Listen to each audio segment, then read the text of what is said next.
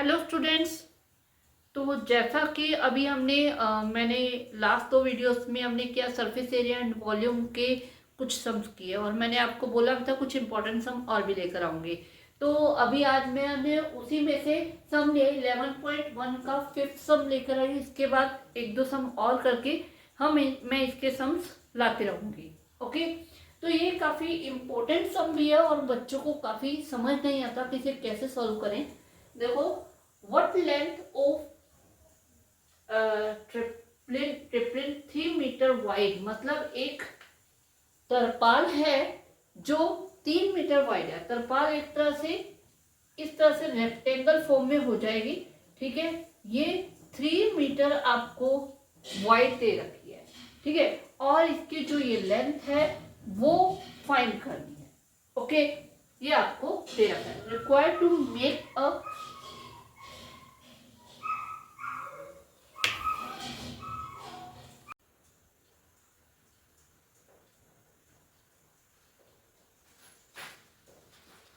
तो जो वो है 3 मीटर वाइड है और लेंथ हमें फाइंड करनी है।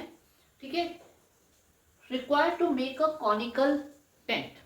इस तरपाल का यूज एक कॉनिकल टेंट बनाने के लिए किया जाता है। जैसे कि ये एक, इसे ऐसे करके एक पूरा टेंट बनाया जाए। ठीक है, तो इस तरह से इस तरपाल का यूज कॉनिकल टेंट बनाया जा रहा है जिसकी हाइट आपको 8 मीटर एंड जिसकी रेडियस जो है वो आपको 6 मीटर केवल है। ठीक है, assume extra length for the material will be required for stitching margin and wastage of cutting is 20 centimetre. जो एक्स्ट्रा मार्जिन है वो 20 सेंटीमीटर है। ये करके लेके हमें इसकी लेंथ फाइंड करनी है। देखो, जो ये है, ये तरपाल, ये एक रेक्टेंगल है। तो रेक्टेंगल का एरिया होता है लेंथ इनटू ब्रेथ। जो इसका एरिया होगा वही उस तरपाल का, उस टेंट का एरिया होगा, क्योंकि उसी तरपाल को कोनिकल शेप में कन्वर्ट करके एक टेंट बनाया गया है। ठीक है, जो इसका एरिया होगा वो इसका होगा। अब हम इसका एरिया फाइंड कर लेते हैं, कोन का यानी टेंट का। ठीक है, उसे इसके इक्वल रख के वहां से हम लेंथ की वैल्यू फाइंड करेंगे। ठीक है, तो हमें कोनिकल टेंट का एरिया फाइंड करने के लिए, सीएसए फाइंड करने के लिए हमें चाहिए होगा, इसकी एल की नीड होगी।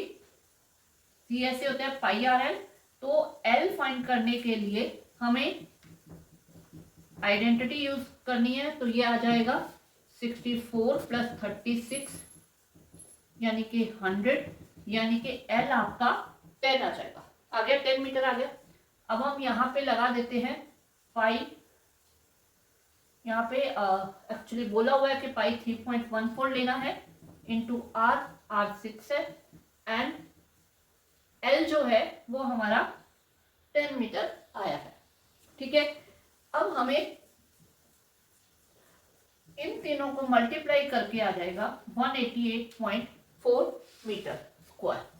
ये आपका इसका सीएसए आ जाएगा, सीएसए ऑफ कोन। और ये सीएसए ऑफ कोन जो है वो है एरिया ऑफ ट्रैम्पोलिन यानी लेंथ इनटू ब्रेथ। ये आ जाएगा, ये आ गया। ठीक है, अब लेंथ हमें फाइंड नहीं है लेकिन ब्रेथ है 3 metre.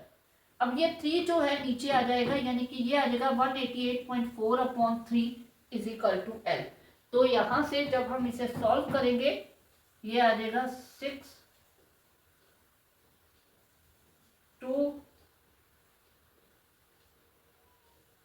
8 62.L is equal to 62.8 metre. ये आपका इसकी लेंथ आ गई। क्लियर हुआ? ठीक है, कि तरपाल थी जिसे कॉनिकल टेंट बनाया गया। हमने पहले कॉनिकल टेंट का एरिया, क्योंकि उसकी वैल्यूज थी, हमने उसका एरिया निकाल दिया। वही एरिया तरपाल का एरिया है, वहां पे एरिया का फॉर्मूला लगाया, वैल्यू पुट की और हमने लेंथ की वैल्यू फाइंड की। ओके, चले नेक्स्ट सम पे।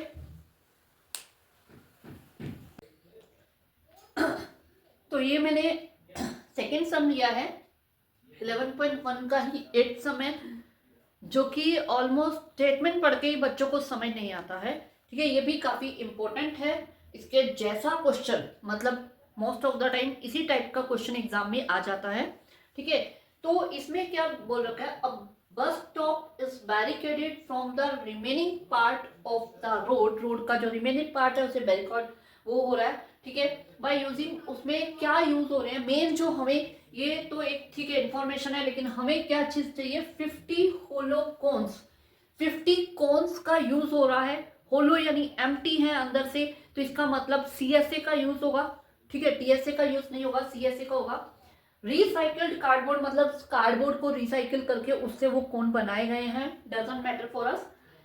Each one has base diameter, जो डायामीटर है वो 40 है, यानी कि डायामीटर 40 सेंटीमीटर आ गया, तो इसका मतलब रेडियस जो है वो आ जाएगा 20 सेंटीमीटर, ठीक है, एंड हाइट इज 1 मीटर, तो इसकी जो हाइट है वो 1 मीटर है। If outer side of each cone, each हर कोन का बाहर का जो पार्ट है पेंटेड, उसको पेंट किया जा रहा है, कॉस्ट ऑफ पेंटिंग इज 12 पर मीटर स्क्वायर, किसके हिसाब से, मीटर स्क्वायर, यानी मीटर में हमें कन्वर्ट करना है, तो इसको भी मीटर में कन्वर्ट कर देते हैं, क्योंकि हमें जो कॉस्ट है वो मीटर स्क्वायर के हिसाब से दे रखी है, तो हमें इसकी यूनिट मीटर ही माननी है, ऑलरेडी मीटर में है, इसे हम कर लेते हैं 20/100, तो यह आ जाएगा 0.2 मीटर, ओके, ये आ गया, ठीक है। उसके बाद the cost of painting one कोन, एक कोन को पेंट करने की कॉस्ट है 12 पर मीटर स्क्वायर, एक कोन को, ठीक है। तो अब सबसे पहले हमें ये कोन को जो पेंट करना है वो उसका एरिया होगा, मतलब अगर ये इस टाइप का कोन है, इस टाइप का कोन है, तो इसके यहाँ पे पेंट करना है, तो वो वाला हमें एरिया चाहिए, तो उसके लिए हम सबसे पहले इसका सीएसए फाइंड करेंगे, और सीएसए का जो फॉर्मूला होता है वो होता है πr/l, यानी कि अब हमें सबसे पहले एल चाहिए, ठीक है, हमें एल फाइंड करना है, तो एल इज इक्वल टू आ जाएगा रूट एच का स्क्वायर प्लस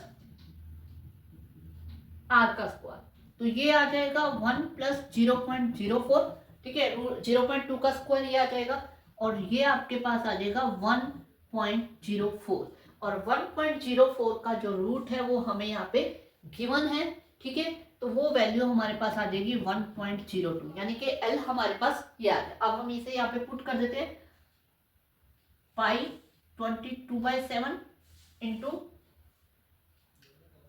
हम पाई यहाँ पे 3.14 ही ले लेते हैं क्योंकि सारी वैल्यू डेसिमल में आ रही है, आर आ जाएगा 0.2 एंड ये आ जाएगा 1.02, ठीक है, तो इन सबको जो मल्टीप्लाई करके हमारा आ जाएगा